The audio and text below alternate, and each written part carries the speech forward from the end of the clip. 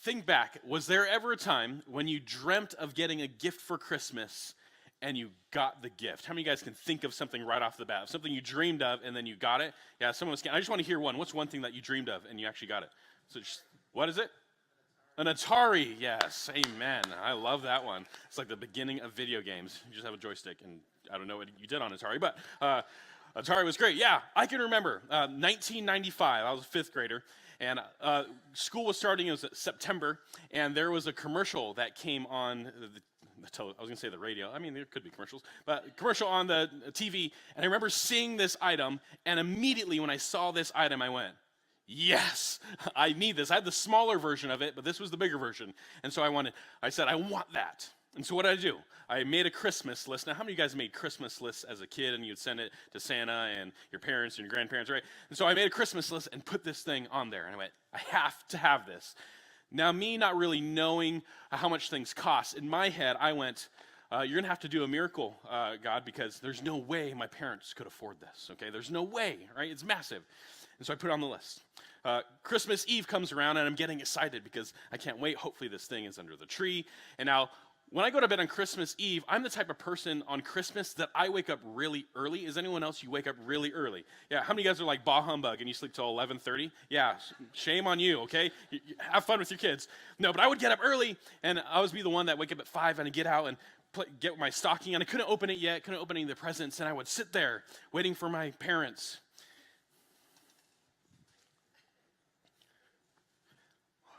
All right, and I would just walk back to bed because, like, what, I'm doing nothing out here, and I just had to look. It was like agony.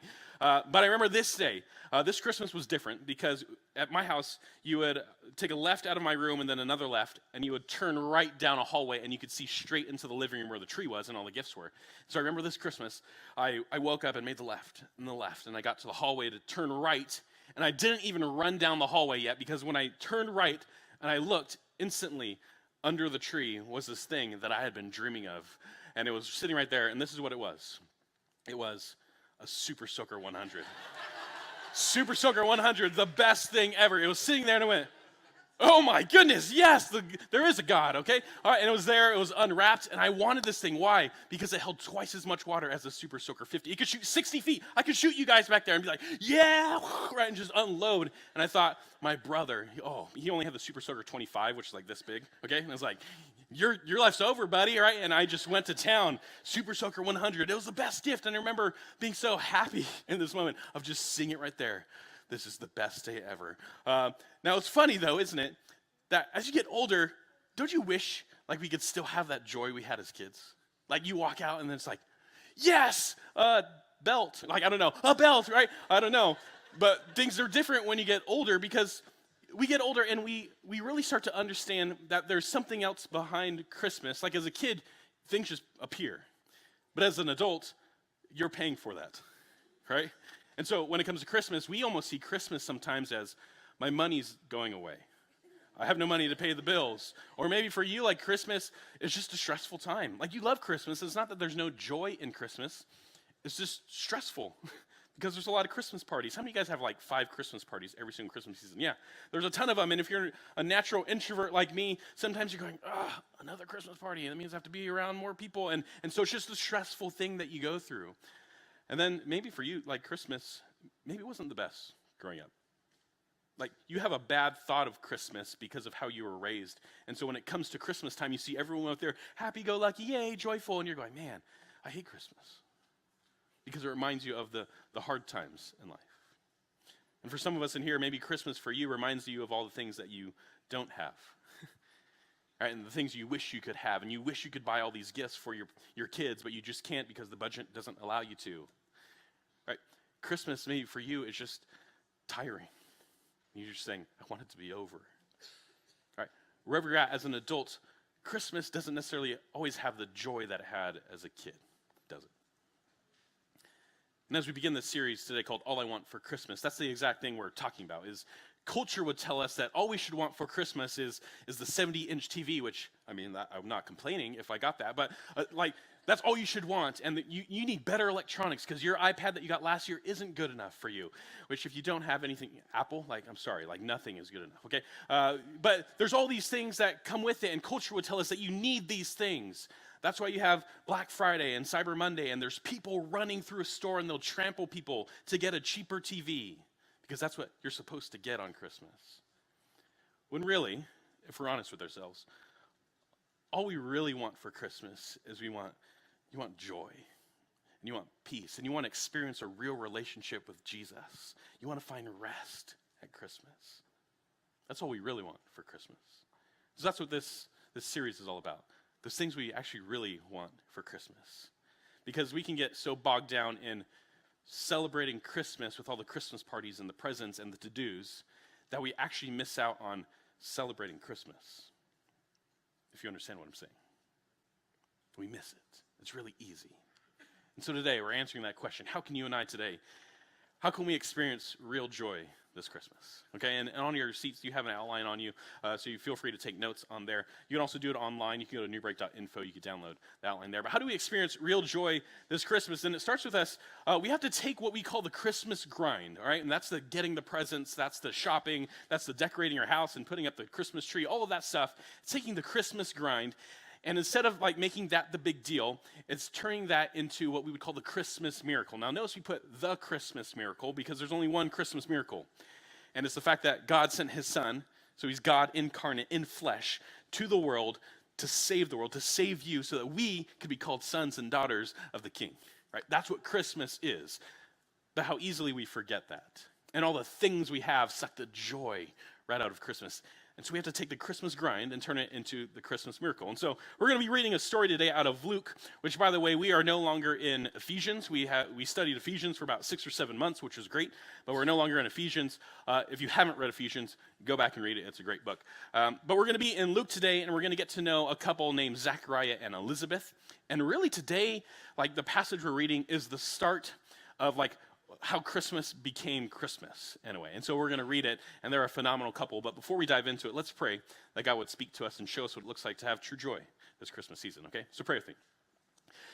God, thanks for your joy that only comes from you, God. And so I pray that as we begin this series, God, and we talk about the things we want for Christmas, that we would look past the stuff, God, the material things that aren't going to last, if we're honest, and to focus on you, God. And so show us through your word today how we can have true joy, how we can overlook all the things that we have to do this Christmas and just find rest and joy in who you are. And so speak through us today, or speak through your word today. God, we know your word is powerful, it's active, and so we want to hear from you today. In Jesus' name we pray. Everybody said, amen. So Luke chapter 1, if you know anything about Luke, Luke was written by a guy named Luke, and he was a doctor. He was also a friend of a guy named Paul. Now, Paul wrote Ephesians, which we just studied the last 6 months, and Paul also wrote pretty much the entire New Testament for the most part. And so Luke is good friends with Paul, and so we're actually going to read verses 1 through 4, because 1 through 4 shows us why Luke wrote this book. Okay, and so you're going to see, if you ever like read through Luke, since he is a doctor, he is very well versed, and so people would explain his writing as writing with literary excellence, right? Because he just has a great mind, and so he's writing to us, and we're going to read 1 through 4 because he's going to tell us why he's writing Luke. And so verse 1 says this: "Many have undertaken to draw up an account of the things that have been fulfilled among us, just as they were handed down to us by those from the first were eyewitnesses and servants of the world." In other words, there's people out there who saw and experienced Jesus. They saw the miracles that he did. They saw him die on the cross. They saw him rise from the dead. And so Luke is saying, all these people are out there. I've gathered that information, and I want to share that with you. And so in verse 3, he says this, and you start to see like his doctor speak come out. "With this in mind, since I myself have carefully investigated everything from the beginning, I too decided to write an orderly account for you, most excellent Theophilus." Like, who talks like that? Not I. And so he's writing, I want to capture all this stuff, Theophilus, who's the guy he's writing to, because I want you to like know there's people who saw Jesus. Right? They experienced it. I talked to them. They were eyewitnesses. I talked to them. I captured all their stuff. And then verse 4, here's why I'm writing it. "So that you may know the certainty." Say that again. "So that you may know the certainty of the things you have been taught." In other words, Theophilus, you've heard all this stuff about Jesus. I talked to the people who saw it and experienced it, and I want to capture this and give it to you so that you may know for sure that these things happen. You can know for certain. And then he gets into verse 5, which he starts kind of the Christmas story, which, by the way, just a side note, Luke has 24 chapters. Today is December 2nd. So today, if you were to read chapter 1 and chapter 2, and then from that point forward on Monday, tomorrow, it's the 3rd, so you read Luke chapter 3 and so on and so forth, read 4, 5, 6, 7, 8, 9, 10. By the time you get to Christmas, since this Luke is an account of Jesus and who he is, you're going to wake up on Christmas, if you read a chapter a day, and know who you worship, right, and why he came and all the experiences and miracles that he did. And so it's kind of a cool way to wake up on Christmas and know why you celebrate Christmas. And so I would challenge you, it's a cool challenge just to read one chapter a day. Today, read 2. But then read one chapter a day, and you'll wake up on Christmas with an account of who Jesus is. Just thought I'd throw it out there. But verse 5, this is what Luke says, and we're going to meet Zechariah and Elizabeth. And he says this: in the time of Herod, king of Judea, there was a priest named Zechariah who belonged to the priestly division of Abijah. Now, he is one of 20,000 priests at this time. Now, how many guys would agree that 20,000 is a lot of priests? Yes, that is a lot of priests. And so these priests would serve 2 one-week periods every single year. Okay, 2 one-week periods every single year. And so Zechariah was one of those priests. His wife Elizabeth was also a descendant of Aaron. In other words, Elizabeth is also what we would call like a pastor's kid. So Zechariah and Elizabeth are both pastors' kids. They grew up in church. They knew all about God. Like they knew what it looked like to serve God. And actually, priests in this time, they were required to marry a woman who was a pure Jew. But it was bonus points if you married a pure Jew who also was a pastor's kid. And so Zechariah was like, yeah, bonus points for me, okay? So Zechariah and Elizabeth, they were like your power couple. Why? Because in verse 6, look what it says. Both of them were righteous in the sight of God, observing all the Lord's commands and decrees blamelessly. If you wanted to follow after someone who was following God, Zechariah and Elizabeth were the couple that you'd go, I want them to be my mentors, right? Because they're just living their life righteously. It says that God saw them as blameless. That's a pretty big deal for God to say that about you. Right? And so they did all this stuff right. But then you get to verse 7. But even though they did all this stuff, but they were childless because Elizabeth was not able to conceive, and they were both very old. Now, we don't know fully how old Zechariah and Elizabeth were. There's speculation that they were in their upper 60s, maybe into their upper 70s. So the idea of having a kid at this point is most likely not going to happen. But having a kid was very important, especially if you were a woman in this time. Culturally, as a Jew, they saw like women, they saw your role as really the reason you're on this planet is to bear children. And so if you don't have kids, then one, maybe you did something, you sinned against God, and so you're living in a curse, and so you're not allowed to have kids. And so culturally, they would see it as, oh, that's a shame. Like, you're supposed to have kids.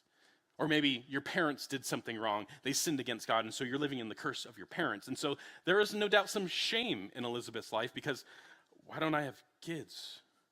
Why haven't I had a kid? And which, by the way, every woman in this time, like they're eagerly expecting the Messiah. It's been 400 years since God has spoken to the nation of Israel.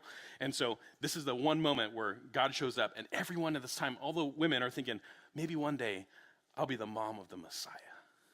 Right? And so I'm sure Elizabeth she's hurting. Like there's some shame in there. Why haven't I had a kid? And so when it comes to like this Christmas season, maybe right now you're going through a tough season. Like you're frustrated with Christmas. You're already tired of Christmas. You want it to be over. You're looking forward to 2019 to get past it. And so you're in a tough season right now. Can I tell you this? When it comes to life, like we have to, looking at Zechariah and Elizabeth, being a good person doesn't mean that your life is going to be all hunky-dory. Right? Being a Christ follower, when you accept Jesus and you say, he's going to be the savior of my life, it doesn't mean that life is not going to have difficulties anymore. That's just not the case. That's not how it's designed. I wish so badly that were the case. I really do. That's not how it works. Like if you were to look at Zechariah and Elizabeth, both of them, they were righteous in the sight of God, observing all the Lord's commands and decrees. But what? But they were childless. So I'm sure Zechariah and Elizabeth were asking, why God? Why God? But one thing I always come back to is while they were going through a tough situation, they had probably been praying for years and years and years and years and years and years and years for a kid. Where did they find their joy? They found their joy in God, right? That's why God said, like, they are righteous in my sight. They kept going back to him despite all the frustration, despite the tough seasons in life. They always came back to God. And so when it comes to, like, us, like, disappointment is inevitable. What's going to happen? People are going to let you down. pastors are going to let you down. The church is going to let you down. The person sitting next to you is going to let you down. Nudge them right now if you want to. All right, your job is going to let you down. Let's be honest, Christmas is going to let you down. Everything is going to let you down. Disappointment is inevitable. And so it's our choice. We can either choose discouragement and go, man, life sucks. But when you have that mindset, that's how you view everything, because you're just frustrated. And so you're going to view everything as, man, that's the worst. Oh, that's the worst. Cool, that's the worst. So you can choose that. That's your choice, how you respond to it. Or you choose to have joy, and you find your joy in God and not in your situation. Right? Because he's really the only one who can provide true joy in your life. And that's exactly what Zachariah and Elizabeth did. They were found blameless. Why? Because even though they wanted a kid, they followed after God. Disappointment is inevitable, but discouragement is a choice. Now, you may be in a season right now, and it can be really easy for us, I think, to define who we are by a season we're in. So maybe like you've been searching for jobs for months, and so maybe you're thinking to yourself, maybe I'm not good enough. I'm not good enough. Don't define yourself by the season you're in. You are good enough. God has given you the gifts and abilities. Maybe you're just in a longer season right now. And so keep searching after God. Find the joy in who he is, not in the situation that you're in. Your situation's always going to let you down. Always. And so one of my favorite characters to study, his name is Moses. You've probably heard of Moses. But I've been reading a book, and if you know anything about Moses, his story is kind of crazy. He lived in Egypt. He lived with Pharaoh. He was kind of Pharaoh's son for the most part. And he killed a guy at one point when he got older, and he ran away from God and hid, and he became a shepherd. And then God talked to him through the burning bush, and he's like, why is the bush on fire? And talking to me, this is weird. And God says, hey, I'm going to use you, Moses, to deliver the Israelites to the promised land. And so he does that, and they cross the Red Sea, and they do all this stuff. But for 40 years, Moses leads this group of complainers. And the complainers are like, Moses, we were better off in Egypt as slaves. Why are you taking us like nothing is happening? So he had to deal with all this stuff to get to the promised land. But I've been reading this book. It's called Strengthening the Soul of Your Leadership. And it's about Moses' life where God always has a promise. And if he has a promise, he's going to come through on his promise. But there's also a process in order to get to the promise, right? And so you may be in the process right now. And so I want to read this quote that spoke to me because I'm in a process right now. And this is what the quote said from a book called Strengthening the Soul of Your Leadership. God is not in any particular hurry to get us to the promised land. He is much more concerned about the transforming work he is doing in us to prepare us for greater responsibilities when you get to the promised land. I'll read it again. God is not in any particular hurry to get us to the promised land. In other words, there's a promise. It might be in 10 years. In Zechariah's case, it might be in 70 years. But I'm much more concerned about the transforming work that I'm doing in you to prepare you for greater responsibilities when you get to the promised land. In other words, life may be difficult, and you're in a season right now where you're just frustrated with Christmas and where you're at. And God is saying, I want to transform you in the waiting season. I want to train you so that when you get to the place where I'm promising you, you're ready to go. And let's be honest, if you're training in the waiting season, when you get to the promised area, you're going to have so much more joy in there because you're like, that was worth the wait. Easier said than done. I understand. Easier said than done. But God wants to use you. At some point in time, we have to stop focusing on what is happening to us. We have to start focusing on what God is doing in us. What is he doing? Yeah, life may be disappointing, but it's your choice to choose joy. So you're choosing joy this Christmas, which means ultimately we have to make a decision to who is going to be our focus. Is it going to be the stuff of Christmas, or am I going to make God the focus of this Christmas season? And I know you see all the billboards. Have you guys ever seen those billboards? Jesus is the reason for the season. And it's easy for me to go, oh my gosh, like they put that up there again. And then I think back, no, he is the reason for the season, right? That is the point of Christmas. It's Jesus. He came in flesh. And so we have to make God the focus of our Christmas, okay? And so we're going to see that. And so keep reading with me in verse 8. We're going to see what happens to him, okay? And so he's going to work, verse 8. Once when Zechariah's division was on duty and he was serving as a priest before God, he was chosen by lot, according to the custom of the priesthood, to go into the temple of the Lord and burn incense. Now you have to know this, since there were 20,000 priests going into the temple to burn incense at this time, since they only served 2 one-week periods, going into the temple was a once-in-a-lifetime opportunity for a priest. Like, you may only go in there once. And so this day, I can only imagine, it was a day like any other until it wasn't. Zechariah was chosen by lot to go into the temple, and you see him call out the name, Zechariah! And you get to see him going, I get to go in the temple? Okay, all right. And so there's already a joy that is building up because he got chosen. This is his chance, okay?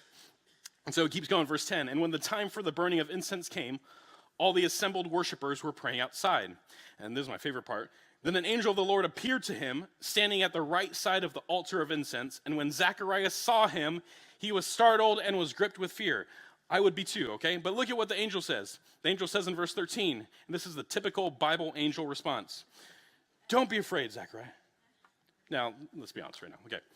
Like if I'm in my room and I'm like praying and closing my eyes or I'm sleeping and I open my eyes and there's an angel standing right here, I'm not going to go, oh, hey, I knew you were going to come. No, I'm going like this.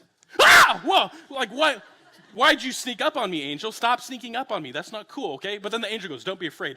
Don't tell me what to do, angel. Like, don't sneak up on people, angel. Like, that's how I view this. That Zechariah was just kind of freaked out in this moment, as he should be.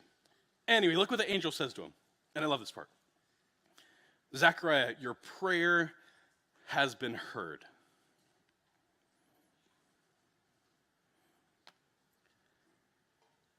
For 70 plus years, Zechariah has been praying the same prayer over and over and over and over again. Probably got tired of praying the prayer, honestly. Praying for his son. Some of us in here are tired of praying the prayer. If I could encourage you today, keep praying the prayer. God hears it. At this moment, the angel says, your prayer has been heard. And what is the prayer? He says this, your wife Elizabeth will bear you a son, and you are to give him the name John. And so at this moment, the angel says, Zechariah, I know you've been waiting, but you're gonna be a dad. Oh, like imagine the joy that is going in his life right now. I'm gonna be a dad? Now we do see later he does have some doubt. He's like, I'm old. How am I supposed to have it? Like, how am I gonna be a dad? That doesn't make sense. So there is some doubt in there, but the angel says, your prayer has been heard. And so when we're going to have joy this Christmas season, like you have to put yourself in a position to actually hear from God. So wherever you're at this Christmas season, like ask God to use you. Ask God to use you. That's exactly what Zechariah was doing. Like he put himself in a position to hear God. He was going to work. This was his job, like to go into the temple, right? And so this was a once in a lifetime opportunity. He got to do it. But no doubt, remember if you go back to verse 6, that they were seen as righteous in God's eyes. And so Zechariah probably every day had a conversation with God, and he was always listening for God. He was preparing his heart for an opportunity to be used by God, okay? And the question begs to be asked, are you preparing yourself to hear God in your life? Like what does your devotional life look like? What does your prayer life look like? Like we have to prepare ourselves to actually hear him. Am I doing that? Am I the best at that? Absolutely not. I'm not the best at that. It's not easy. And so like, what if you did this? And this is just something I was thinking about. Like if we're going to prepare ourselves wherever we're at with this season, like when you go to work in the morning, when you're driving there and you get out of your car, whether you have a desk job or whatever it looks like for you, like what if before you got out of your car, you sat there and you said, God, show me how to interact with my coworkers today. And that's all you asked. And then when you walk in and you go sit down at your desk, you ask the same thing. God, show me how to interact with my coworkers today. Something simple like that. Now, what are you doing by asking God to show you how to interact? You're one, making yourself aware of who God is and the fact that you want to be used by him. If you position yourself to be used by God, he's going to use you. But how oftentimes we let it go and we just go to work because that's what you do. That's what you do. Right? And so position yourself. What if you did that? Like, if I could talk to the students even right now. Like, students, you go to school. School is difficult. High school and junior high is not very easy. But here's the deal when it comes to school. I bet you can think of someone right now who isn't treated correctly. They're treated poorly at your school. Bullying, right? It's a very, very real deal. Like, when you're at school, it can be very easy for you to chime in on the bullying because your reputation is at stake. But if you know, like, what if you went to school and you said, God, show me the people who need my help today? What if you just prayed that prayer? And you stood up for what was actually right, and you didn't chime in with all the bullies out there, and you chimed in and you said, I'm going to help these students. Like, what if that's you? Is that easy? No. Can you do it? Absolutely. Does it need it? Yes. Your school needs you. Your school needs you. But it starts with you asking, right? And when it comes to, like, Christmas, right? I hate shopping. Does anyone else hate shopping? Like, you hate shopping? Yes, all the guys are raising their hand. We hate shopping. When it comes to, like, Christmas, going to Target and getting in line, or going to Walmart. Man, Walmart is just crazy in general. But when you go, like, there's long lines right now. And so what if before you walked in, you said, God, give me joy when I walk into Target today, because I hate this, and so I'm going to walk in and just show me, like, is there someone I need to talk to? Okay? And so what if you did that? It would change your experience, where it's not just about doing stuff to do it, but you're allowing God to use you in that moment. Now, I wish I used that advice on me 3 weeks ago. Okay, 3 weeks ago, I went shopping. It was my wife's birthday this past week. I took my 3 kids shopping to Target. I have a 6-year-old, a 4-year-old, and a 1-year-old. And so I'm the type of guy, when I go shopping, I'm in and out. 5 minutes, I know exactly what I want. I grab it, I get in line, I pay for it, see you later. When you have kids, it doesn't really work that way. And when you have kids at Christmas time, it definitely doesn't work that way, because you walk by the toy aisle, and what do? They just, like, scatter. And you're like, where did my kids go? And they're, like, climbing the shelves to get, like, all the things off. And you're like, man, this is crazy. And so we went in, we got these gifts. And when we got to the line, it was a long line because people were already Christmas shopping. And I was waiting, and, probably 4 or 5 people in front of me. And my 1-year-old, Emmy, she was in the cart, and she just started crying. It was about nap time. So I was like, oh, my gosh, she's crying, and she wouldn't calm down. And my kids were, like, pulling the Tic Tacs off of the little shelves when you're sitting there. And it was like, oh, my gosh. And so I was getting frustrated. And as it got to my turn to pay for my stuff, I put myself on the conveyor belt and went up to pay. And I looked at the cashier, and the cashier had the look of, I've been here for 8 hours with all these crazy Christmas shoppers. I'm ready to leave. Have you seen that look before? Right? And so she had this look of, I just don't want to be here. And so we got up there. I was kind of frustrated, and she said hi, and I said, hi. She rung me up, and something deep inside was saying, Jared, just ask her how she's doing. Just ask her how she's doing. And I could feel it. And I went, just let me pay, right? And I just stuck my card in there, and I started doing things. And then she was getting the receipt, waiting for it to print out. And I felt it, like, again, saying, just ask her how she's doing. So she gave me the receipt, put it in, put it in the bag, put it in the cart. Kids were crying, and I walked out the door. And all the way to the car, it's one of those moments when you should have done something. And I don't know what would have happened if I said something. She could have just said, oh, I'm good. And we left. Like, I don't know. But there was something, I believe it was the Holy Spirit saying, just ask her. And I went the other direction. And all the way to the car was this, God, did I miss an opportunity? And how easy it can be in the Christmas season to be so focused on stuff that you miss the opportunity because you haven't put yourself in a position to hear God. And I lived it. And so you can better guess that, like, next time I go to Target, I'm going to listen. It's like, God, who do you want me to talk to? Who do you want me to talk to? And the cashier would be like, yeah. Hey, how are you doing? Like, I'm going to do that because I'm aware, and I wish I wouldn't have missed that opportunity. How often does that happen in our life, especially at Christmas? The hustle and bustle drains the joy, and we forget why we're celebrating Christmas. Now, when you put yourself in a position to hear, don't be surprised when God actually shows up, okay? Like, if you're going to ask God to show up, when he does show up, don't be surprised. And more than that, don't let fear, like, grip you and prevent you from actually doing what God is calling you to do. Zechariah, the angel appears, and he is gripped with fear, and he goes, like, whoa, what are you doing here? Now, that was fear because an angel snuck up on him, okay? I don't think it was a fear of, oh, what is this angel going to tell me to do? I don't know. It wasn't that, but he easily could have seen the angel. Like, if that was me and someone snuck up on me, I would run out of the temple and be like, hey, guys, there's some person in here, right? I would freak out. And it's really easy when there's fear. Like, for me at Target, the fear of not knowing what would happen if I said something captured me. And because I hadn't trained in the waiting process fully, when it came time to actually do something God called me to, I ran the opposite direction. And it's easy to let fear do that in our life. That if you're not training in the waiting and the process, when it comes to the stuff that God is calling you to, you're going to run the opposite direction. Why? Because you haven't been training. Right? Your prayer life, your devotion life is so important for you, especially this Christmas season, because there's so much more that is happening in life. And so don't let the fear take you away from what God is calling you to do. If we're not training in the waiting, then we're going to run as fast as we can.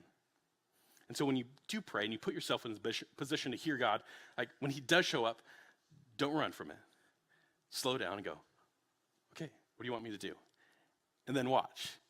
Watch for God's answer to come to you. Now, God likes to answer prayers in his time, not your time. And his answer to your prayer may not be what you want it to be. But we have to believe that God is the Almighty God, and he has the bigger picture, he has the bigger plan in place. And so watch for God's answer to your prayers. It may not be what you want. It may be in 70 years like Zechariah. But keep praying. Keep pushing. Your willingness to actually wait on the things that are valuable to you and what you believe God is calling you to, like, it shows by how long you wait for it. If you just pray for something and it doesn't happen in a month and you go, I'm over it, then did you really value it? Did you really value it? Zechariah was willing to pray his entire life. And he kept going, not knowing if he would ever have a son. He probably doubted at this point he could. But his prayer was heard. That's what the angel says. Your prayer has been heard. For some of you in this room, you've probably been praying for weeks upon weeks for something. Maybe you've been praying for years for your kids to come back. Maybe you've been praying for decades for your father to change. And you've been praying. And I know this sounds like it's difficult, but like, keep praying. Keep pushing. Just because God hasn't given you an answer doesn't mean he's not listening to you. In his perfect timing, there's the process, and when he comes through, you're going to see it happen. Keep praying and keep pushing. There's joy when you wait and you say, God, it's all about you. God, where do you want me to be used this week? Make yourself available to God, and I promise you, you'll find the joy because you're looking to him, not your situation. That's exactly what Zechariah and Elizabeth were doing. Now, when it comes to life and experiencing joy, like the last thing I want to encourage us with is, like, we have to get better at celebrating. At least I do. I need to get better at celebrating. How many of you guys in here, you like to party? You're like a party person? Yeah, it's okay to raise your hand. Thank you, Nathan. It's okay to raise your hand and say, I like to have fun, okay? All right, but we need to celebrate the everyday miracles when it comes to life. We need to celebrate. It's easy to come and go, oh, life is just a miserable mess. What are some things that you could celebrate, okay? And so look at what the angel says to Zechariah about his son. So read with me in verse 14. The angel is telling Zechariah, here's everything that is going to happen with your son. He gives him one giant miracle. One, you're going to have a kid. But then he explains a lot of little things that are going to be miracles that Zechariah can celebrate for the rest of his life. And so the angel says this about his son. Your son, John, will be a joy and a delight to you, and many will rejoice because of his birth. For he will be great in the sight of the Lord. He is never to take wine or other fermented drink, and he will be filled with the Holy Spirit even before he is born. Ooh. Like, imagine if an angel or someone came to you and said, hey, your daughter or your son is going to be filled with the Spirit even before he or she is born. Your son or daughter is going to be a joy and a delight to everyone they come in contact with. Be like, wow, okay. Like, that's amazing. That's joy, okay? Keeps going in verse 16. He will bring back many of the people of Israel to the Lord their God, and he will go on before the Lord in the spirit and power of Elijah to turn the hearts of the parents to their children and the disobedient to the wisdom of the righteousness. And ultimately, here's the next part. Why your son is going to be born is to make ready a people prepared for the Lord. Your son, Zechariah, John, he is going to prepare the way for the Messiah, and it's going to happen through you, Zechariah. I choose you. Your prayer has been heard. Zechariah, joy, I'm sure, filled him. It's like, really? That's my son? That's a huge miracle. But more than that, your son is going to be a miracle to you. Celebrate your son every single day. And that's what I want to start with. Like, is one of the first miracles that we have is a gift, and it's the gift of your family. It's the gift of your family. Whether you love your family or not, God has given you a gift of a family. And Christmas season is one of those seasons where people will fly from everywhere to enjoy family. That's just part of it. I love Christmas. I love getting to spend time with my family. I love my family. They're amazing. Now, you could be in here and you go, Jared, my family, like, banned me from the family. Like, I'm not, like, a huge fan of going to see my parents.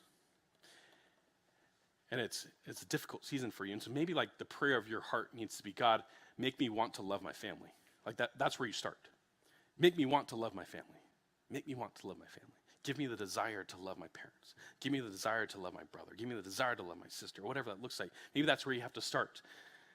But I just love it that this, right here, like, this is family. This is family.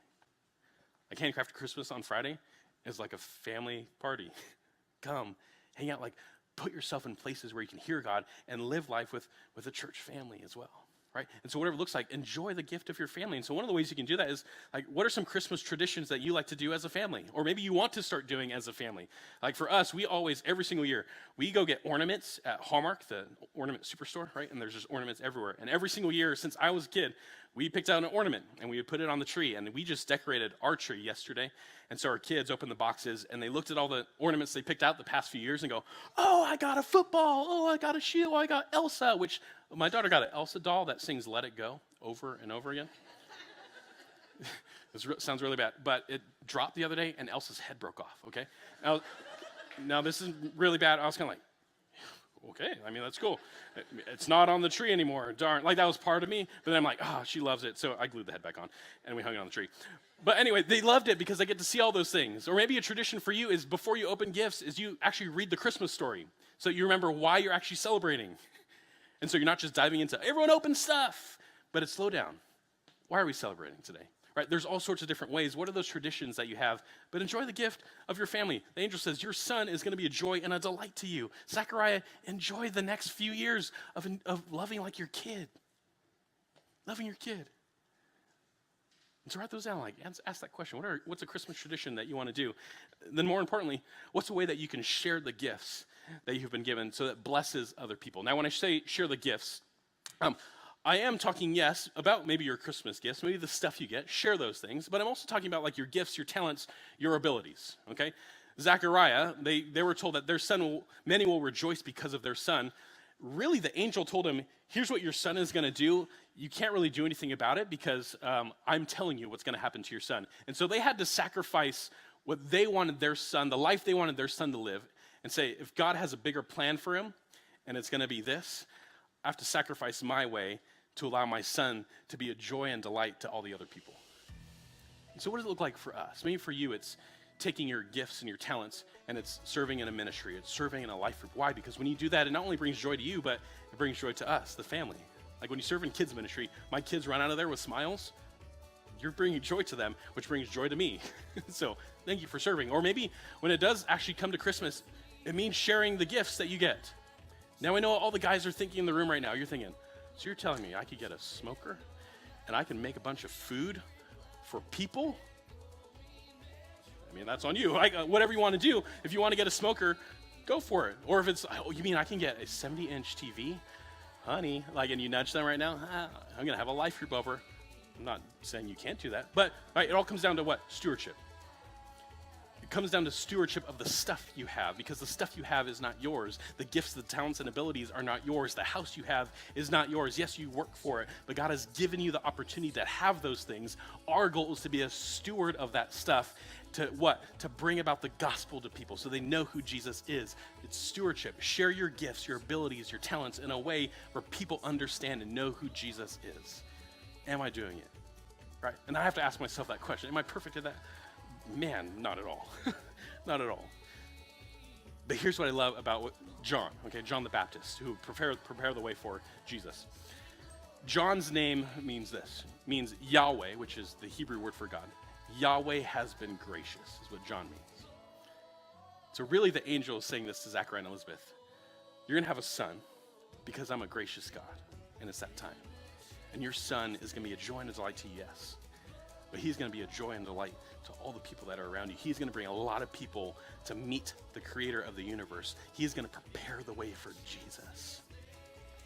Why? Because I'm a gracious God. And so my question for us as we go, it's easy for all the stuff to suffocate the joy that we have. And so where are you searching for joy this season? Is it in the Black Friday sale? Is it in the stuff? Is it in the parties? Or is your true joy coming from who Jesus is and the fact that he came, he was born to die for you? That's the joy. That's the only way you can get the joy, honestly. Happiness depends on what's happening. Joy is a deeper seated thing that doesn't matter what is going on. You can have joy because you're focusing on God, not the situation. Where's your joy coming from? In Romans, Paul says this. He says, now I pray this, that the God of hope would fill you with joy and peace. It doesn't say, I hope that the stuff you have fills you with joy and peace. I pray that the God of hope will fill you with joy and peace. At the end of the day, the only way we receive this joy is through a relationship with Jesus. all I want for Christmas is joy. It comes through that relationship. So what does it look like for you? Hopefully you're able to cut some of those things out and refocus the stuff you're doing to celebrate. You can slow down enough to actually celebrate what the season is. Don't make it stressful. People may write stuff about you. They may write emails about you. You cannot control it. Choose joy. So would you pray with me? Bow your heads.